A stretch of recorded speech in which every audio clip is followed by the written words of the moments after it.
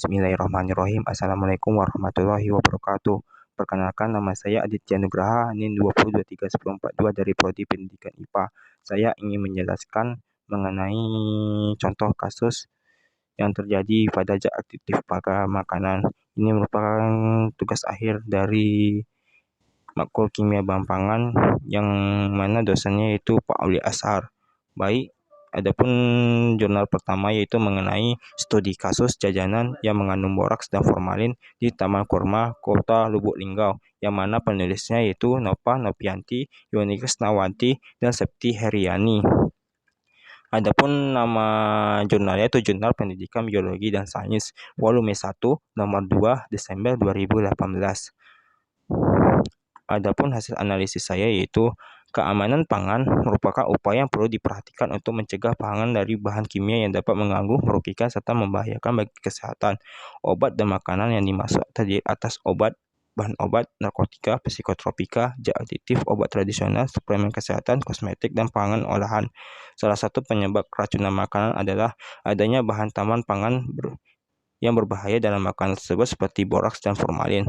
Menurut Hidayat dan Muharni bahwa formalin sangat berbahaya bila tertelan karena dapat menyebabkan mulut, tenggorokan, dan perut terasa terbakar. Selain itu juga dapat terjadi kerusakan pada hati, jantung, otak, dan ginjal. Menurut Badan POM RI bahwa boraks merupakan senyawa dengan nama kimia natrium tetrabat yang berbentuk kristal lunak. Boraks bila dilarutkan dalam air akan menjadi natrium hidroksida dan asam boraks. Biasanya salah satu makanan yang banyak dan telah diketahui mengandung boraks dan formalin adalah mie dan bakso. Berdasarkan uji pendahuluan dengan menggunakan tes Kis boraks dan tes Kis formalin yang dilakukan terhadap beberapa jajanan, yaitu bakso, nugget, model, dan mie yang diambil dari pedagang yang berbeda pada tanggal 10 Mei 2018 di Taman Kurma, Kota Lubuk Linggau. Dari hasil uji pendahuluan didapatkan dua objek jajanan yang mengandung bahan tambah pangan berupa formalin. Hal ini terlihat dari perubahan warna jajanan yang menjadi warna ungu. Bahaya kandungan formalin pada jajanan tersebut menjadi kekhawatiran masyarakat, sehingga perlu dilindungi dari penggunaan bahan tambah pangan yang tidak memenuhi persyaratan kesehatan.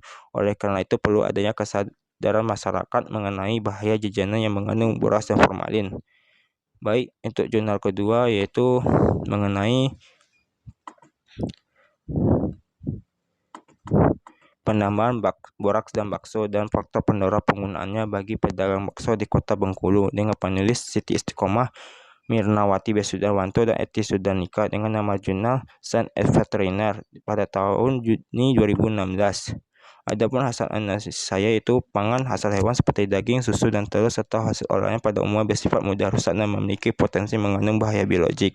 Bakso merupakan hasil olahan daging, baik daging sapi, ayam, ikan, maupun udang.